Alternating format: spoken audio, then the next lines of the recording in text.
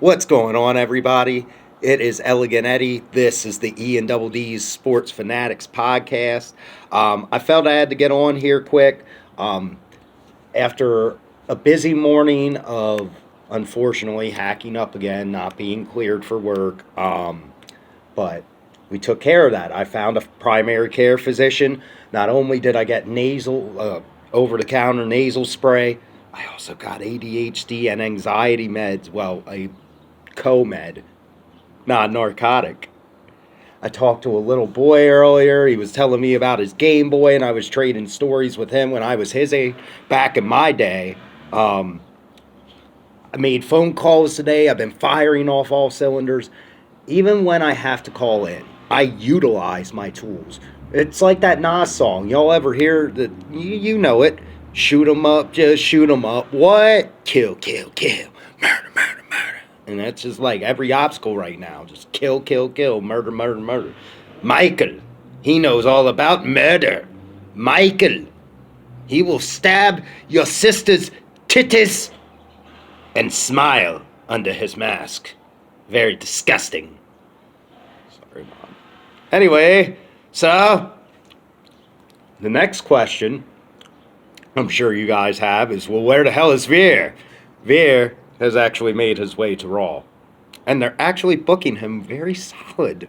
It's a surprise, but that's a video, separate video. I wanted to talk, I had to switch hats. I had the Macri hat on. I had to switch to the Eagles hats.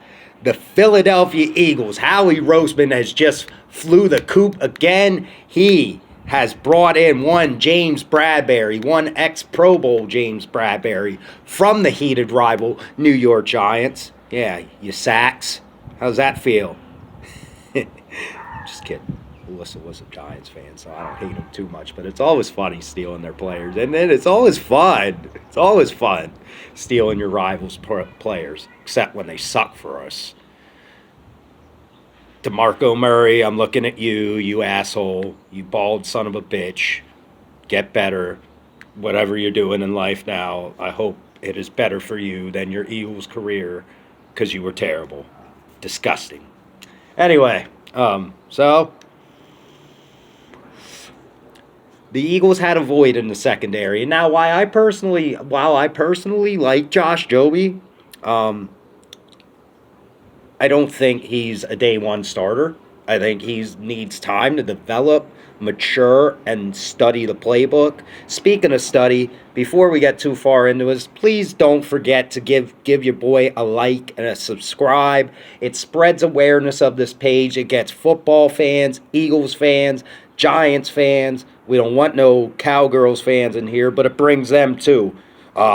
Racing fans, sprint car fans, Sixers fans, NBA fan, like, just go ahead and smash that button for me, please, and hit the bell to stay notified. I'd really appreciate it. Now then. So, we needed a guy to come in from day one. I made my point about Josh Jobe. James Bradberry is a guy who, according to Pro Football Focus, has been a top 5 corner for the past 4 years. There's a reason he earned a 3-year, $45 million deal from the Giants. Now, you might be saying, well, why just cut a guy like that? Team's going in a different direction. New management, new coaching staff. Everything brand new up in that beast. So I understand why the Giants are trying to cut ties with certain individuals, but Bradberry's a head-scratching one because he had 4 interceptions last year. And I believe his Pro Football Focus grade was somewhere in the 80s. I could be wrong about that. Please correct me in the comment section below if I am wrong, but James Bradberry is a steal for this defense, and at $10 million for next year. $10 million. So you got a guy a perennial Pro Bowler, one of the best in the game, and Darius Big Play Slay. And then you got another guy who has low-key been a top 10 corner for past half decade in James Bradberry. Maybe even borderline top 5. I love the move, obviously. I'm excited. I feel like it was the last big piece we really needed to elevate us into um, the Eagles. I try to refrain from saying us. I do not play for the team. I am not personnel. I'm just a fan that happens to have a phone and utilizes the record button on it. That's it. Um, so basically, for the Eagles, I feel it was the last big coup that they needed. Um, Now, safety is still in play. Obviously, they were kicking the tires on a Jalen Rager for Chuck Clark trade. They were kicking the tires on a deal with Denver, I believe. I forget. I think it was either Denver or Cincinnati, maybe even both. But now that you add Bradberry, does that change things? I think it could elevate some things. Who knows? Maybe they throw Joby at safety. Maybe they try him out at safety. Um, you never know there. It's worth a shot. He was an undrafted pick. Hey, you know, have you, I think Josh Joby has amazing potential, but it's not to say he can't be a little versatile and move over to the safety position, because that is still one, unless we feel comfortable with Epps, which I like Epps. I have no problem with Epps. He's not great, but he's also low-key okay. Um, he's not terrible. He's not garbage. He's not dookie. He's not completely, utterly useless like some safeties we have had in the past.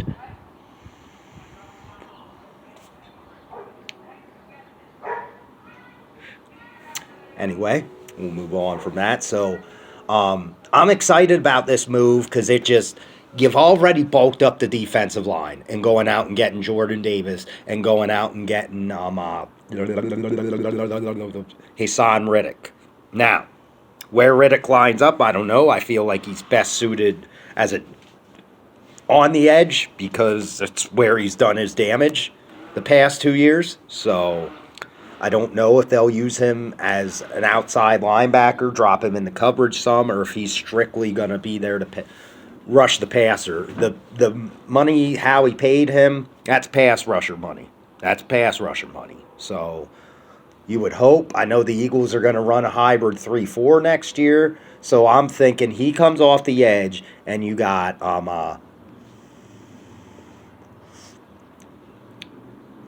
the bull we signed from the chat. White. You got White. You got N'Kobe Dean, and you got the kid from Wisconsin. I can't think of his name. It'll come to me by the end of the video. But you got that as your linebacking core. Your front seven is basically this.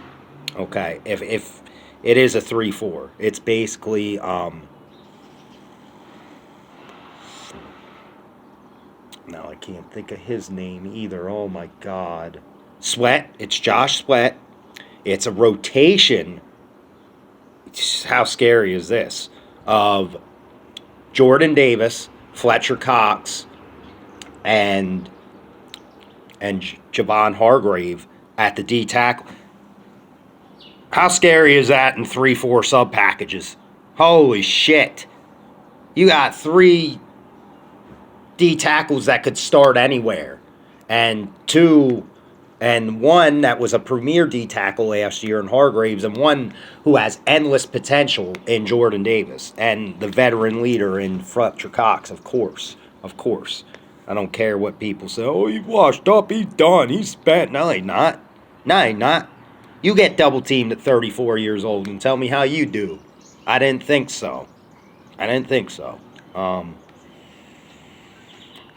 Fletcher Cox still has some gas in the tank. He's just contributing in other ways. You need to look beyond the numbers. And then you got Brandon Graham at the other DN position. And then in your 4-3, obviously, It's hard to say. You don't draft a guy at 13 for him not to start from the Ripskis. At least in my opinion. I guess that depends how he blossoms. And he looks great, and he looked great in rookie minicamp from what I've seen. So you got Sweat.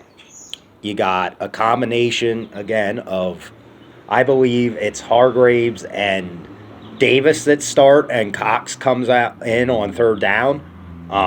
At this point in his career, I don't think he minds doing that. And, they'll make a way. They'll make it work. It's a great rotation there. And then you have Brandon Graham. And then you got Riddick. If you play Riddick at the end, Riddick obviously starts, and Graham comes in off the roto. So there's plenty of options, plenty of versatility. And then in the secondary, you look at our corners. You got Big Play Slay. You got Maddox, man in the slot. And you got Bradberry. And not to mention, you got a young McPherson, possibly on nickel packages, and as well as Joby maybe being able to step up and contribute. You got depth on this Philadelphia Eagles team, is what I'm trying to say. Maybe more depth than they have had since the Super Bowl run. That team was pretty deep. I'm not going to say this team is Super Bowl bound with signing Bradberry. That would be ridiculous at this point, considering we haven't seen this team go to work yet. But between the defensive acquisitions, between going out and getting A.J. Brown, okay, going out and getting Jason Kelsey clone and replacement in Cam Reddish. Am I saying that right? I don't think I'm saying that right. I might. I don't know. Someone correct me in the comments. But he could possibly swing the guard. I believe Howie is looking to swing him the guard. We'll see how that pans out. You still got the same line plus him from last year for the most part, minus Brooks, who was hurt all year, and also what's his name went to Carolina. Either way, we're deep there, and then you got AJ and Devonta on the outside with either Pascal or my boy, not Hightower. Oh my God, I can't. Watkins, with Quez Watkins in the slot, with Hightower maybe being able to contribute. Again, I don't see Jalen Reagor fitting on this team. And then you look at the tight end position. We got another big boy to put in there with Goddard. J.J. Arcega-Whiteside's making the move to tight end. God have mercy on his soul. But who knows? That could pan out well, too. So you look at the whole roster. The depth is there. The depth is there. And I'll do my predictions win-loss video when I go over the full schedule, but I'm excited about this upcoming Eagles season. How do you feel about the James Bradberry move and this roster overall? What do you think? What are realistic expectations for this Philadelphia Eagles team? Hit me in the comments section below, and I'll see you guys next time with some more Eagles content. Go Birds.